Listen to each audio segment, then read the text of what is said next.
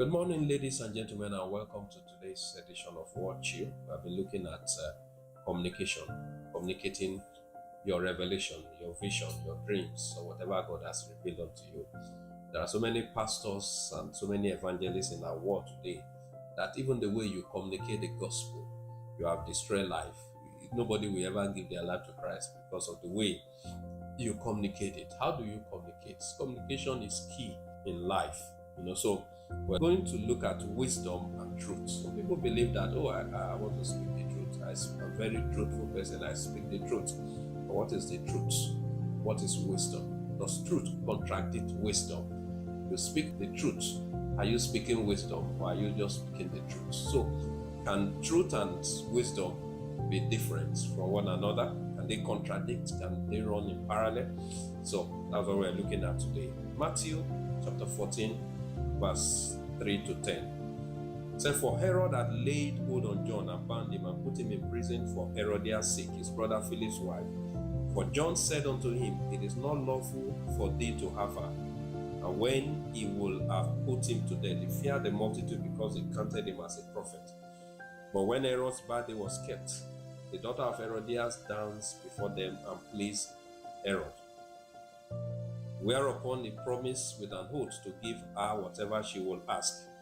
And she, being before instructed of her mother, said, Give me here John Baptist's head in a charger. And the king was sorry. Nevertheless, for the oath's sake, and them which sat with him at meat, he commanded it to be given her. And he sent and beheaded John the Baptist." John the Baptist was a very blunt preacher, was a very truthful preacher, was a very direct preacher. He was a rugged and raw preacher. It was somebody I respect. He would look at the people and call them and say, "You brood of vipers, who has warned you to flee from the wrath to come? You boast that you have Abraham as your father." He said, "But God is able to raise from this stone children for Abraham." He would look at them and confront them and insult them and abuse them, because he felt that these people are rebellious to the gospel and to God, and because they were not taking the message. He was a very blunt man. But if you look at the life of John the Baptist, you realize that he made a mistake in life, and that cost him so heavily. I don't think it was God's plan for John the Baptist to die at the early age that he died. I believe John has an assignment, and he will have carried out the assignment that God has called him to do. He was the forerunner of Jesus, but I don't think God need to eliminate him, for Jesus to be able to succeed. He said, Jesus must increase and I must decrease. Look at that. And so, when you look at the life of John the Baptist, he was a preacher of truth, a preacher of righteousness, but he was not preaching with wisdom. He was preaching raw, blunt. God can give you a message, but how you present it also matters. You can preach salvation with love. You can also preach salvation from the perspective of judgment. The two are right, and it depends on the audience that you are preaching to. So John the Baptist was preaching from the perspective of judgment against the people who we believe are anti-God. And so the people could not do him anything because they fear and respect his prophetic anointing. Because when he said, the people could not do him because they fear, this is a prophet, we can't hurt him. So the prophetic anointing seems to have an edge over the people. But the prophetic anointing did not have an edge over Herod, because Herod also carries an anointing of a king.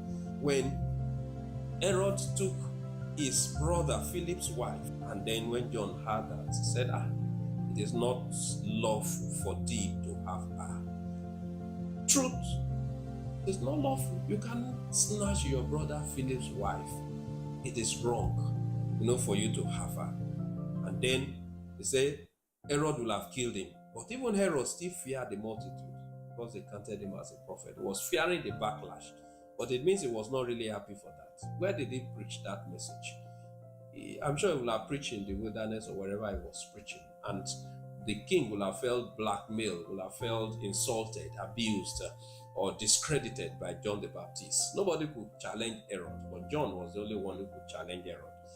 Then, but an occasion came for him to get his pound of flesh, and the daughter of Herodias, that same woman, I'm sure those events will have taken place around that season, and that Herodias' daughter might even be the daughter of Philip himself. It might not even be the daughter of this Herod.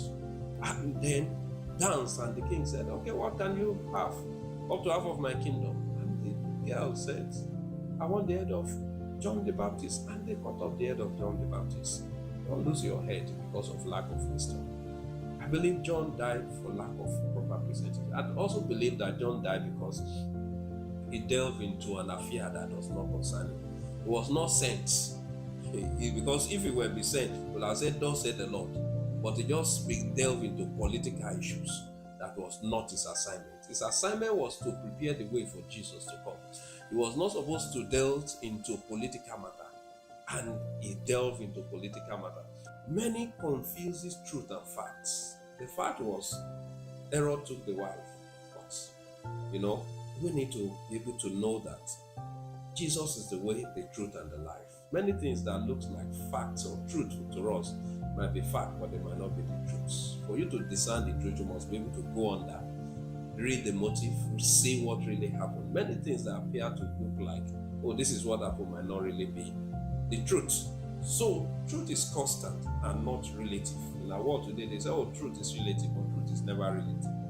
And then, many don't even know the difference between preaching and rebuking. A lot of people are just rebuking. They don't know that the purpose of preaching is to convert people and save life. We need to ask ourselves, what is the purpose of my preaching? Why am I preaching? Am I preaching to show that I'm better than them? Am I preaching to condemn them? Am I preaching to justify myself? So, in your preaching, whatever God has sent you, why are you doing that?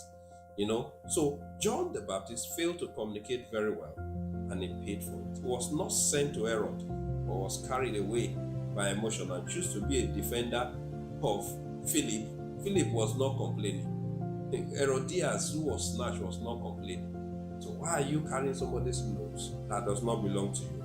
In prophetic communication, we need to apply wisdom. There are times when you just need to keep quiet over some issues. There are times you don't need to say things. There are times you write things down. There are times you document things. There are times you don't talk directly to people. There are times you need to find the right wisdom for communicating.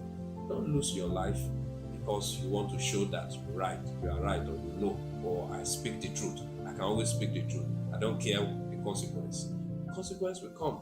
And when the consequence shows up, you will hear about the consequence. I pray that you will not use your mouth to destroy your life and your destiny.